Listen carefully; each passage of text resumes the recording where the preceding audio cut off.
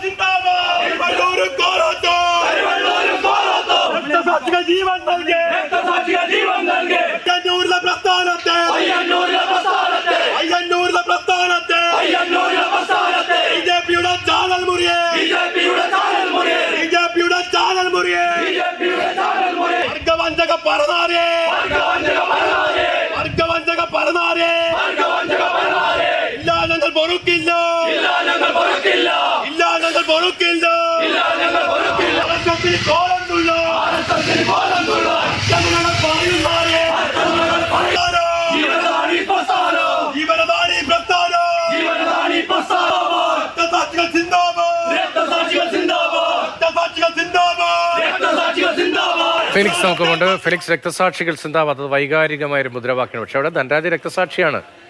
ആ ഫണ്ട് മോഷ്ടിച്ചു കട്ടു എന്നതാണ് പഴയ ഏരിയ സെക്രട്ടറി ജില്ലാ കമ്മിറ്റി അംഗം ഇപ്പോൾ പറയുന്നത്. ഈ വിളിക്കുന്ന മുദ്രാവാക്യം എന്താണ്? BJPയുമായി എന്ത് കണക്ഷൻ? എങ്ങനെ വ്യാഖ്യാനിക്കാൻ? ഈ വീടിൻ്റെ മുന്നിൽ വന്ന് പടക്കം പൊട്ടിച്ചാൽ അവിടെ കുട്ടികളടക്കം ഉണ്ടാവുമല്ലോ. ഇത് അവിടുത്തെ കലാപരിപാടിയാണ്. ഞാൻ നേരത്തെയും ചോദിച്ചത്, അങ്ങനെയാണോ രീതി? രതീഷ്, വി കുഞ്ഞികൃഷ്ണനെതിരായ പാർട്ടി നടപടി ജില്ലാ കമ്മിറ്റി യോഗത്തിൽ ചർച്ച ചെയ്യുന്ന സമയത്താണ് വി കുഞ്ഞികൃഷ്ണന്റെ പയ്യന്നൂർ വെള്ളൂരിലുള്ള വീടിന് മുന്നിൽ CPM പ്രവർത്തകർ തമ്പടിക്കുകയും പിന്നീട് അവിടെ പടക്കം പൊട്ടിക്കുകയും വി കുഞ്ഞികൃഷ്ണനെതിരെ മുദ്രാവാക്യം വിളിക്കുകയും ചെയ്തത്. കടുത്ത ഭാഷയിലുള്ള മുദ്രാവാക്യമാണ് പാർട്ടി പ്രവർത്തകരുടെ ഭാഗത്തു നിന്നും ഉണ്ടായത്. അതായത് കുഞ്ഞികൃഷ്ണനെ അനുകൂലിച്ച് ഇന്ന് ചില പോസ്റ്ററുകൾ പയ്യന്നൂരിൽ പ്രത്യക്ഷപ്പെട്ടു. മാത്രമല്ല, കുഞ്ഞികൃഷ്ണനെതിരെ അവിടെ സ്ഥാപിച്ച പോസ്റ്ററുകൾ തകർക്കുകയും നശിപ്പിക്കുകയും ചെയ്തു. ആ ഒരു പശ്ചാത്തലത്തിലാണ് പാർട്ടിക്കൊപ്പമാണ് അണികൾ എന്നുകൂടി അങ്ങനെ ഒരു ചിത്രം നൽകാൻ കൂടി ലക്ഷ്യമിട്ടുകൊണ്ടാണ് പാർട്ടി ഔദ്യോഗികമായി പ്രഖ്യാപിക്കാൻ പോകുന്നത്. ഇപ്പോൾ ഇന്ന് ജില്ലാ കമ്മിറ്റി യോഗം നടക്കാൻ പോവുകയാണ്.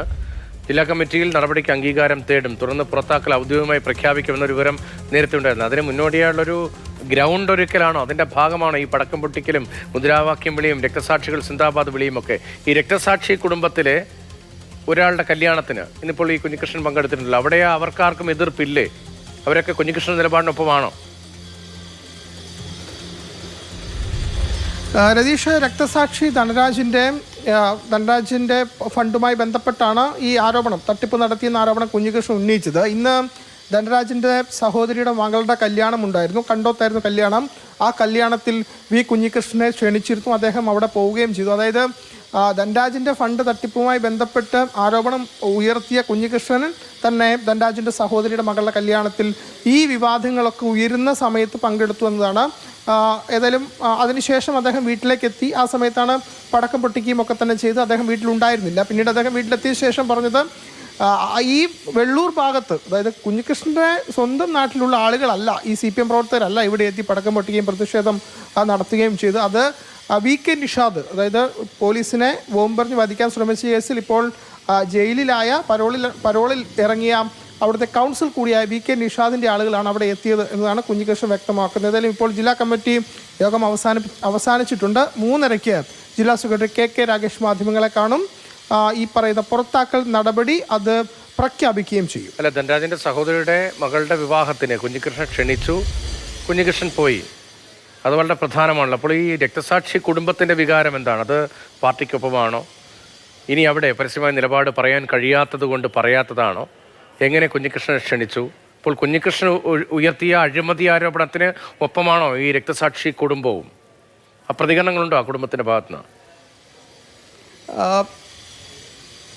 ഒരിക്കലും അങ്ങനെ ഒരു പ്രതികരണം ആ കുടുംബത്തിൻ്റെ ഭാഗത്ത് ഉണ്ടാകാനുള്ള സാധ്യത വളരെ വളരെ കുറവാണ്. പ്രത്യേകിച്ചും രക്തസാക്ഷി ധനരാജിൻ്റെ കുടുംബം പാർട്ടിക്കൊപ്പം അടിയുറച്ച് തന്നെ നിൽക്കുന്നു.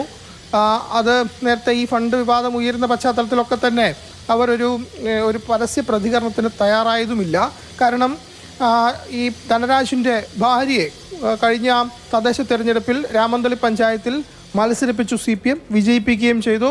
അതിനുശേഷം ധനരാജിൻ്റെ ഭാര്യയ്ക്ക് സഹകരണ ബാങ്കിൽ ജോലി നൽകുകയും ചെയ്തു. അങ്ങനെ പാർട്ടിയെ ഈ കുടുംബത്തെ ആ രീതിയിൽ ഒപ്പം നിർത്താൻ പാർട്ടി ശ്രമിച്ചിട്ടുണ്ട്. അതുകൊണ്ട് പാർട്ടിയുടെ ഒരു ശക്തി കേന്ദ്രത്തിൽ നിന്ന് അവർ എന്തെങ്കിലും അഭിപ്രായം പറയും എന്ന് നമുക്ക് പ്രതീക്ഷിക്കാൻ കഴിയില്ല. ഏതായാലും ഈ പറയുന്ന വെള്ളൂരിൽ പയ്യന്നൂരിൽ 2 അഭിപ്രായം പാർട്ടി അണികൾക്കിടയിലുണ്ട്. ഒരു വിഭാഗം കുഞ്ഞികൃഷ്ണനൊപ്പവും ഒരു വിഭാഗം കുഞ്ഞികൃഷ്ണനൊപ്പം പരസ്യമായി ആളുകൾ രംഗത്ത് വരുമോ, അതോ കുഞ്ഞികൃഷ്ണന്റെ പാർട്ടി ശക്തി കേന്ദ്രത്തിൽ വളരെ പ്രധാനപ്പെട്ട നേതാവാണെങ്കിലും ഇപ്പോൾ പടക്കം പൊട്ടിച്ച് ആഘോഷിക്കുന്നു അല്ലെങ്കിൽ ഭീഷണിപ്പെടുത്തുന്നു എന്ന തരത്തിൽ നമുക്ക് വ്യാഖ്യാനിക്കേണ്ടി വരും.